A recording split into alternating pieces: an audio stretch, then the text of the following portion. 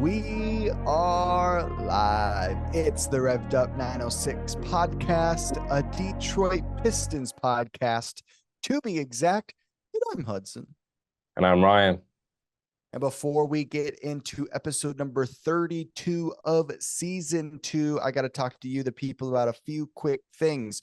First off, if you are new to the channel, make sure to like and subscribe. And as we go through today's topic, make sure to comment below in the comment section, and we would love to know what you guys have to think. And then if you are new to the channel, you don't know that we have partnered up with Grind Clothing Co. So I'm going to let you know. So we have partnered up with Grind Clothing Co. for our official merch of Revved Up 906. There's a link in the description below or in our YouTube bio that you can click, and that will shoot you to Grind Clothing Co.'s website, where you can check out a plethora of different design options for your favorite Detroit Pistons podcast, Revved Up 906. And then also check out some of their homegrown designs. They have a lot of different options for any different tastes that you may have. So make sure to check out Grind Clothing Co.'s designs. And then also, we are in the middle of a draft series. Last week, we talked about it was the 6th and 5th pick, Ryan? First and second. Oh, we went through the first and second. That's what we did. You know, a week is so long nowadays. So we talked about the first and second pick. Make sure to go watch last week's episode to kind of get a better understanding of what we will be talking about this week. And then next week, this upcoming week, we will be talking about the Detroit Pistons draft picks and then everything that goes into that with the 5th pick. Let's get into it. This week, we will be talking about pick number 3 and 4 of the 2024 NBA draft. That will be what we are doing in episode number 32 of season 2. And I just want to give a quick reminder that we are getting this info and these draft picks from NBA.com, and what they put out, we're going based on that. And this is how they compile their mock draft. It is a compilation of the best mock drafts around the web. We bring them together to provide a solid estimate of how the draft could play out. That is a quote from NBA.com. And we are going to start off by talking about the 4th pick and what NBA.com predicts. And they are predicting the San Antonio Spurs will draft Nikola Topic. Last season, he played for the team Crvena Zvezda, and his nationality is Serbian, actually 18 years old. When you watch his film, he does not look that young. Point guard, but he is on the larger side, 6'6" and 198 pounds. ESPN reported that a knee injury suffered by Serbian prospect Nikola Topic has a partially torn ACL, the cause of his drop from a clear 3rd down to a middle of the pack 7th and potentially further. So they're saying that this may possibly mess with his draft stock, but right now they still have him at 4th. And this draft lottery was updated June 7th. So just 4 days ago. Ryan, what are some of his statistics from his last season with Crvena Zvezda?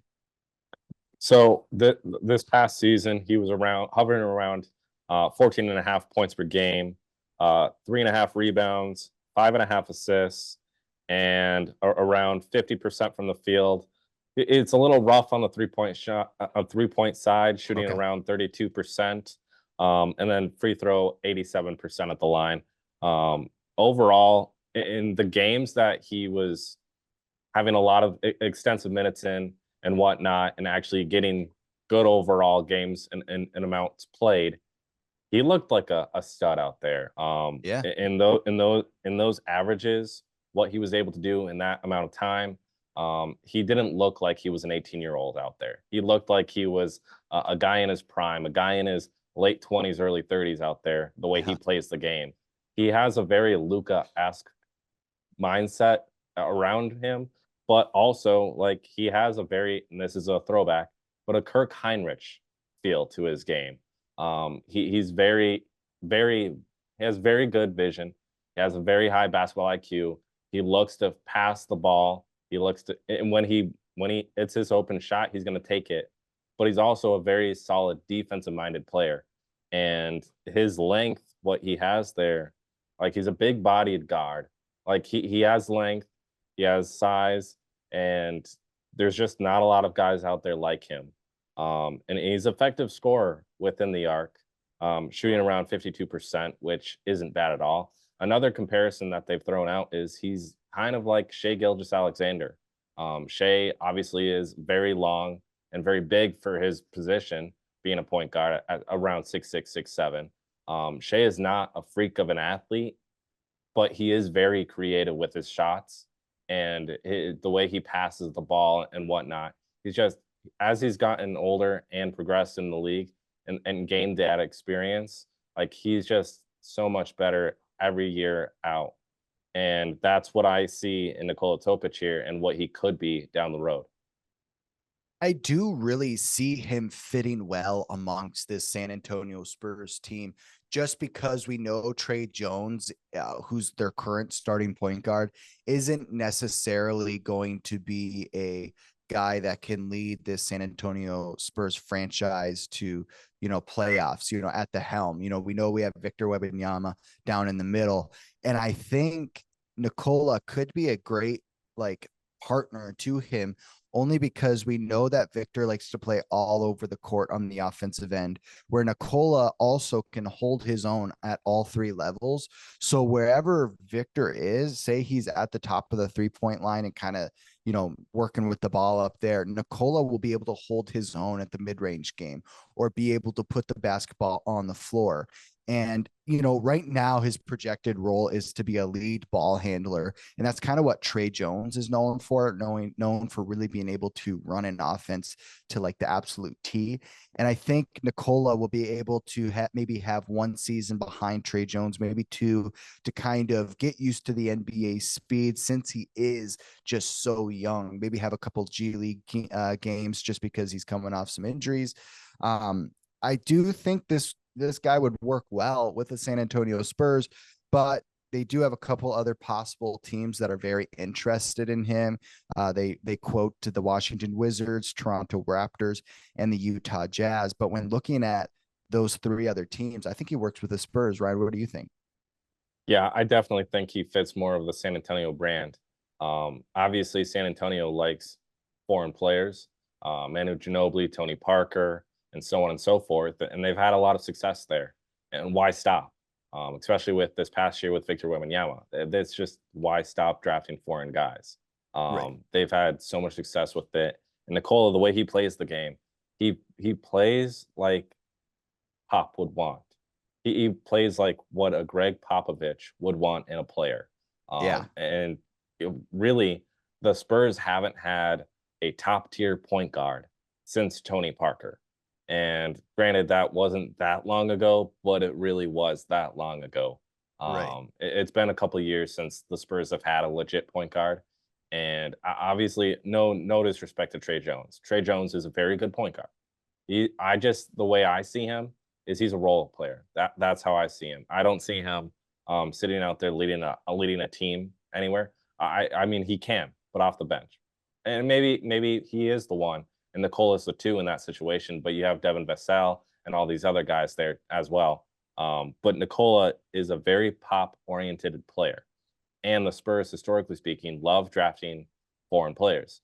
And the way he looks at the game is just different than a lot of the point guards in this upcoming draft. He's a very dynamic player in the pick and roll game, which obviously with Victor Wembanyama, you're going to want that. He has an impressive passing ability, obviously looks for the open man from time to time. But there was a highlight that I watched, a play earlier this past season for him, where he takes and sucks the defense all the way down into the paint. Everybody follows him because they know, like, hey, watch out. He's very, very effective around the rim. And he pulls the defense down, and then he looks to kick it out right away. Like, he knows what I'm going to do right now in this play. And they think I'm going to go for the layup, but I'm just going to kick it back out. That's the type of player he is. He shows potential to me as a great defender because of his length. And Pop loves defensive-minded players too. So just the overall prospect that he is, and being able to finish around the rim, being effective in the pick and roll, being effective on the defensive end, and then having that length and that size to his game. And then obviously Shea has improved year in and year out at his 3-point shot. He was weak coming in, but he's gotten better. Nikola is the same way. I see him having his 3-point shot take off because Pop and that entire Spurs organization, very good at developing guys. And so the only way I don't see this playing out in him going to the Spurs is if they see somebody else that they are intrigued with at another position. But if they're going point guard, you got to go Nikola here because I just think his potential is just he's a very solid player now at 18 years old. Who's to say he's not a all-star in year 2, year 3, depending on his role within the team. I see him taking off.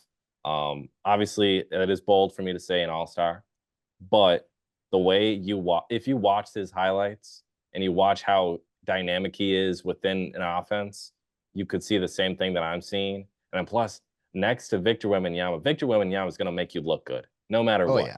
So I think there's no reason why this couldn't be the pick at 4 for them. He's a very good player, and obviously the injuries a little concerning, but outside of the injuries, take that away. Very raw prospect, 18 years old, around the same age as Victor Wembanyama. You could have 2 of the youngest players in the league who could be up in the higher end of the NBA in terms of overall player. I think they got to take him at 4. Make sure to comment below what you think about Nikola, and if you see the San Antonio Spurs picking him up with the 4th pick in this year's draft. We would love to know your guys' thoughts. NBA.com had a description on Nikola, and I just kind of wanted to talk about it to give a little bit of insight to the fans. Nikola is a ball-dominant guard who's valued for his ability to create advantages at the point of attack, put pressure on the rim, and make plays for himself and teammates off the dribble. He's a lead guard who offenses run through. Something when watching Nikola's film that really impressed me for how young he is he puts his body into defenders when he's going for contact, when making contact layups. It's really impressive because what we see a lot of the time with younger point guards, and especially coming into the NBA, is they're very afraid to make that contact. So they're trying to make these weird throw up layups where Nikola welcomes it. He puts his body into the defender, and it's very impressive. We see veterans in today's NBA make plays like that, like Jason Tatum's very known for that. Shai Gilgeous-Alexander. I just think it's really impressive, especially for some of the point guards, the Detroit Pistons has seen in the past years. It is not an easy thing to do, to throw your body into a defender and then make these layups at a high rate. So even though he does struggle from the 3-point line right now, I think that finishing ability is going to be able to kind of carry him if he does end up on a team like the Spurs, because that kind of a scoring ability, when you have a guy like Victor Wembanyama that likes to play that mid-range game, the 3-point game, I think it's going to work very well. When watching some of Nikola's film, Ryan, what are some of the things that stands out to you? He's got a great passing ability, as NBA.com says, but also a great finishing ability. Yeah, the way he is creative around the rim is like we've mentioned before, is his drawing card. I think that's his best ability is finishing. But outside of his finishing, the way he looks to get the ball to his teammates.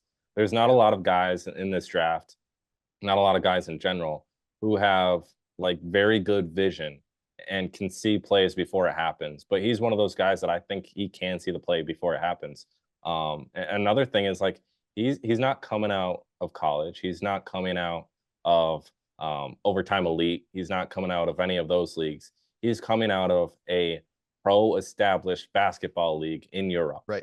Europe is completely different than college, completely different than Overtime Elite and all these smaller leagues in the US. These guys are, you go from range like Luka, when he first started out, 14 years old playing pro basketball. This guy, I'm assuming he would have started around that same age too. But these guys start off at the pro level at a younger age.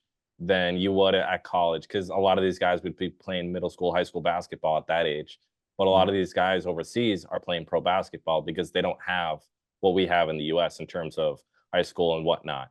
But that being said, Nikola has been around European basketball for how long? And he's built that experience. And so obviously in his position, like you mentioned, he looks for contact. He doesn't shy away from it. A lot of these guys that are coming into the NBA that are American, they don't have that experience playing pro basketball. They have that experience at the college level. They have it in high school. But when you first make it to the NBA, you're going like, ooh, do I really want to test Jalen Duren right now? Not really. Do I really want to test Bam Adebayo? Not really. And so they shy away from the contact, trying to make this crazy layup. But Nikola, on the other hand, is welcome to the contact just because he's been in pro basketball for so long now that he knows how to handle it. He knows how to position himself to finish around the rim. And that's just, I think, the biggest thing out of anybody coming into this draft is the experience that some of these guys are having just because they are European. They have played pro basketball for a lot of years now. And for a Greg Popovich, for a San Antonio Spurs organization, they want somebody with experience. They want somebody that's younger, someone who's developed, but has a lot of room for development still. And I think he fits that mold because obviously he's an elite transition player, great on the defensive side of the ball because of his length. His passing ability is very good. Finishing around the rim, good. He can shoot at all three levels. And honestly, his three-point shooting, even though it's bad as what it is, when you leave him open, he's going to hit that shot. So there's not like one area of concern to his game, to me, other than his health. His health is the biggest concern for me, just given the fact that what was it, ACL in the draft combine here recently, and then before that, I believe tore it again earlier this past year. So he's just health-wise, it's concerning. But if you take the health aside, like he's a clear-cut top 10 pick in the NBA draft this season. So you kind of mentioned the injury a little bit, with this partial tear in his ACL. Do you see him slipping, later than the 5th pick or to the 5th pick and the Pistons possibly landing this guy? Do you see that happening? And would you be happy with that? Honestly, I wouldn't mind him being a Piston. Just because we saw Cade this past season play a little bit as the non-dominant ball handler. He played 2 for a little bit in certain rotations, and that wasn't a bad situation. Cade actually was pretty darn good at the 2. Obviously, you'd want the ball in his hands. So I think between the two of them, I think Nikola would easily be like, yeah, Cade, you got this. You're the guy. But at the same time, like throw Cade at the 2 maybe and Nikola at the 1. I think it's interchangeable whether it works or not in that situation. But injury aside, I don't think he's going to fall out of the first round. Because you look back at a couple of years ago with like Michael Porter Jr. as an example, has that injury, falls back, the Nuggets pick him up, he ends up being just fine. Obviously, he didn't play right away, but he ends up being just fine. And for the Nuggets to get Michael Porter Jr. that late, a player that was projected top 5, to fall to them at like 20 or so, and he's just fine, and as an end result, and has contributed greatly to their organization, helped win them a championship. Like you can, with this situation with Nikola, even though he is a foreign player and foreign players the last decade or so, it's hit or miss. I still think you can't miss on this guy, because if you don't take him and you wait all the way until the final end of the first round and he ends up being like a Michael Porter Jr. in the sense of he's actually a good player and everybody passed up on him, I would hate to be one of those teams that passes up on him, because just watching the film and what he can do, injury aside, the doctors in the US are saying partial tear or not, he's in great health, in great shape, and this isn't a huge drawback and a huge concern going forward. So if I'm one of those teams 4 down, I'm looking to draft him because I see that potential there. And injury aside, even though it has been questionable as of late, I'm still drafting him. Yeah, and I do think he's a safe pick only because, he's often, compared to a Goran Dragic. Even if he was even like an older version of Goran Dragic where he was very impactful on a Miami Heat playoff team, even if he reaches like that kind of ceiling, that's still a great player in today's NBA. All right, let's move on. And now we are going to be talking about the third pick in this year's NBA draft. And it is projected to be Reed Sheppard to the Houston Rockets. He played at Kentucky University, and he is an American, 19 years old, combo guard, 6'3" and 187 pounds. Here is a brief description of Reed Sheppard. There's still some debate about what type of player Sheppard projects as in the NBA. Nothing about his physical traits suggests he's going to develop into an NBA star, but it's become difficult to argue or bet against his almost unprecedented effectiveness when making plays at both ends of the floor. All right, pretty good description there. Obviously he's not the most physical guy, but a big playmaker. Ryan, what were some of his statistics with his 1 year at University of Kentucky? So this past year, averaged around 12.5 points per game, 4 rebounds, 4.5 assists, 2.5 steals, a block, shooting 53%, 54% really from the field, 52% from the three, and then 83% at the line. You can't deny it. He's a very good player. He has a lot of swagger with him. He had a good, solid year. Everybody going into the season was like, "Ooh, this could be something," and he ends up having a big season for them. Obviously, they don't make it far in the tournament. Calipari ends up moving on to Arkansas, which is a shocker, but it happens.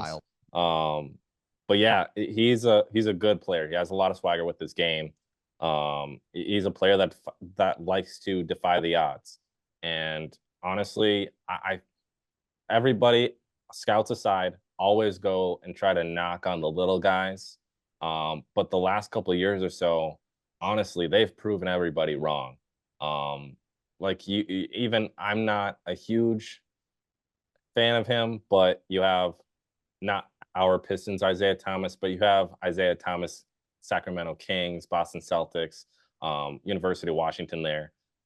He defied the odds. Obviously, he's out of the league really right now, but when he was in his prime, he was balling out. You have Marcus Sasser, who's currently on the team. He is an undersized player. He really is.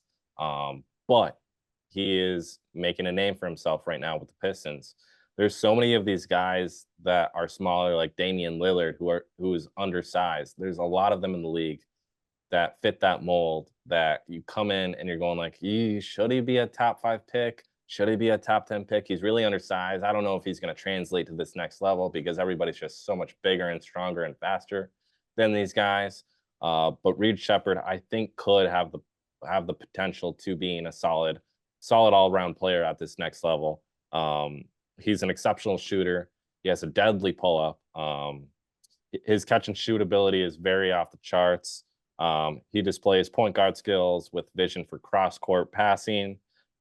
He's an effective player in the transition game, active defensively, which is big for him. And then he has textbook closeouts. Not a lot of guys can do that very well. But what he can bring to the table for an undersized player is he can bring you everything you would want that would be textbook fundamental basketball. He'll bring you that because of his undersized just frame and build. And then also he's not a freak of an athlete, so he has to work a little bit harder than everyone else. But that reminds me of Dante DiVincenzo, currently with the Knicks, played with the Warriors and so on. He has that same kind of knack to his game that Dante has, where it doesn't matter if he's undersized or not, they're going to work their tails off to get the job done. And Reed Sheppard, obviously, I don't know if he's going to be a starting caliber player in the NBA, but I think he's going to be a good all-around role player for years to come, potentially. One thing I noticed about Reed that really kind of caught me off guard and kind of makes him valuable, in my opinion, in today's NBA is obviously he's a great 3-point shooter, but one of those things that goes into that 3-point shooting is the high release point on those 3-point shots. So he may be 6'3". I'm not sure exactly what his wingspan is going to be or what it is, but all I know is high release points succeed very well in the NBA. It's almost necessary nowadays to get shots up over defenders. And it just seems to be a very good shooting form in today's NBA. If you don't have that, it seems like you can't be a sharpshooter. And that high release point, shooting form reminded me a lot of JJ Redick. When I watched JJ Redick's college highlights, I think it was a couple months back. I believe it was when he started the podcast with LeBron. And then I watch a couple months later, read Sheppard's highlights, and I'm like, whoa, these are kind of sneaky similar. And obviously JJ Redick didn't have a Hall of Fame career, but he had a very respectable NBA career. And I see a Reed Sheppard kind of having that kind of a career. My only thing with this pick, Ryan, is I don't see him mixing very well with the Houston Rockets roster. We've seen the kind of guys that Houston Rockets select, and like, not to get into too much detail, but they can kind of be, punkish, and they like to get in your face. They like to play physical. They like to talk right in your face and talk trash. Reed Sheppard doesn't necessarily hit me that way. He's obviously very he basically does that with his play. His play is very electric, and the way he makes big shots. Another thing I wanted to note is that he has a lot of clutch shots made. We see a lot of his highlights. It's late in the second quarter. There's obviously only two periods in college basketball, and he's making a lot of big time shots in late moments of the game, and I think that's big. But Ryan, when talking about the Houston Rockets roster, I'll pull that up real quick to list off some of their guards. They have guys like Jalen Green at shooting guard, Nate Hinton at guard, Aaron Holiday at guard, Fred VanVleet at point guard, and Nate Williams at guard. So obviously they have a plethora of guards, not all of them big names. So they obviously could add some names to that. But Ryan, what are some of your thoughts on him mixing with the Houston Rockets roster? Well, you look back and you bring up their roster and their key points there. Fred VanVleet, notable name. Jalen Green, notable name. They honestly, it wouldn't surprise me if Houston went with Reed Sheppard, just because it seems like the Rockets have no idea what they're doing. The last year or so, they spent free agency and got Fred VanVleet in, brought in Dylan Brooks and a couple others, and then draft wise, you draft Amen Thompson and you draft Jalen Green, K-draft. You bring in all these guys, and it seems like you have a good foundation of like, okay, here's our guards, here's our wings, here's our bigs. But then this past year, they kind of just completely flip-flop that, go after Dylan Brooks, go after Fred VanVleet, and then it's like, ooh, is Jalen Green still the guy, or is it Fred VanVleet, or is it Alperen Sengun, or is it who is the guy on that team? And then also we have to note they drafted Cam Whitmore, who was getting talked about being potentially at 5 last year with the Pistons. Obviously falls out of almost completely out of the first round and then gets taken up at 25 with the Rockets. But like their roster, the way it's built, they're just very guard heavy. And so Reed Sheppard going in there, I don't know if that's necessarily what they have in mind, because Reed Sheppard is actually pretty similar to Dylan Brooks. Obviously, they don't have the same size and everything there, but Reed Sheppard hits tough shots. Dylan Brooks hits tough shots. They're gritty-nosed players. They have sort of a swagger to their game. And because of that, there's just too many similarities between them. But then also Fred VanVleet has a lot of similarities with Reed Sheppard being an undersized guard. Jalen Green obviously is not very similar to Reed Sheppard, but they do share a couple similarities here and there. I don't know if he's necessarily that pick. I think Reed Sheppard is a top 10 pick in the draft. Oh, yeah. But I don't know if this is the right fit for him. Right. I would see it better fitting with maybe Washington as an example, or Mhm. something along those lines. But Washington's at 2. The only way I don't see Reed Sheppard going second overall, but Washington could slip back, trade back, and go for around that 3, 4, 5 range, to take Reed Sheppard, but also get a couple assets in return. But I don't know if he's necessarily a perfect fit for Houston. But again, Houston's roster's all over the place, so who really knows? What's kind of interesting with Reed Sheppard is that NBA executives and scouts can't really define him as a player. Some people say he's a connector or a combo guard. And I kind of want to give a description on NBA scouts talking about this. NBA scouts see two potential roles for Sheppard, depending on how much of his off the dribble creativity can translate. At worst, he's a connector who's valued for spot up shooting and passing. In this role, he'd play more time off the ball at the 2, stretching the floor with his deep range. On the ball, he'd focus more on facilitating and ball screens and making quick, smart decisions rather than self creating for scoring. So when you read a description like this and they kind of talk about how, he might be good off ball screens and making these quick, smart decisions, you kind of see him working well with the Houston Rockets, because we know that, Jalen Green is the kind of guy that looks for his shot and that only. Fred VanVleet can go through spurts where he's looking to make those big passes or he's trying to find his own shot, where a guy like Reed Sheppard might be able to come in and kind of pull everybody's wits together and kind of be a connector for this team, find Jalen Green in his sweet spots, give Sanguine these nice pick and roll passes, or Jabari Smith, So in some ways you see it working, but I don't necessarily see him mixing well with the personalities as a whole. Ryan, when talking about Reed Sheppard and possibly getting taken with the 3rd pick, what are some of your last and final thoughts? Yeah, to me, he obviously very good offensively, as a decent defensively, undersized, which is concerning. But again, you can't count out the small guys. With this Houston Rockets team, like you mentioned, like the scouts are saying, possibly being a connector. Like I said before, this Rockets team, it's all mismatched. There's no clear cut plan, with that team right now. But Reed Sheppard being a connector type player could really help that. There's a lot of those guys on that team, that Jabari Smith, Alperen Sengun, Dylan Brooks, Fred VanVleet, and others and so forth. Like they definitely were making a statement last year. Obviously, not a playoff team, but getting pretty darn close to making the playoffs, which was shocking. But that team, they don't have like a lot of leaders. They have a couple guys who know how to talk when they want to talk, but they don't have a guy that really brings them all together. And Reed Sheppard, if he is really a connector, like if I'm the Rockets, draft him, because he may not fit what the plan is necessarily on like what his clear cut role is within the offense.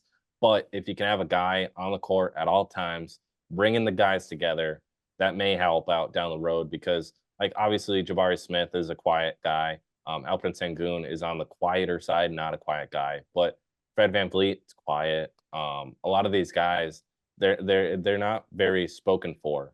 And so to have a Reed Sheppard come in and be like, hey, obviously I'm a rookie, but like, hey, let's work all together as one unit. Right. And if the Rockets can work together as a unit, this team could be in the play-in.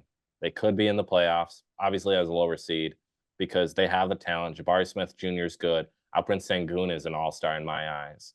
Fred VanVleet is an all-star. Dylan Brooks, I'm not a huge fan of Dylan Brooks, but Dylan Brooks has proved himself to be a solid role player and a solid starter in the NBA. And then Jalen Green is decent at times. He is good. He's decent at times because I'm a Pistons fan. But if Reed Sheppard can go in and unite this Houston Rockets team, I see them being a lower seed in the playoffs this upcoming season, because he is a connecting type player. If you watch the tape, you see that at Kentucky. If you go back to high school, even you see that at high school. It doesn't matter what level he's at, he's going to have success. Whether it's as a role player or a starter within the NBA, who's to say, really? But I think if you're the Rockets, you can't pass on this guy, just because if you go outside of the top 5, there's not really a whole lot of guys out there where you're going like, yep, that's a clear-cut player, I want him.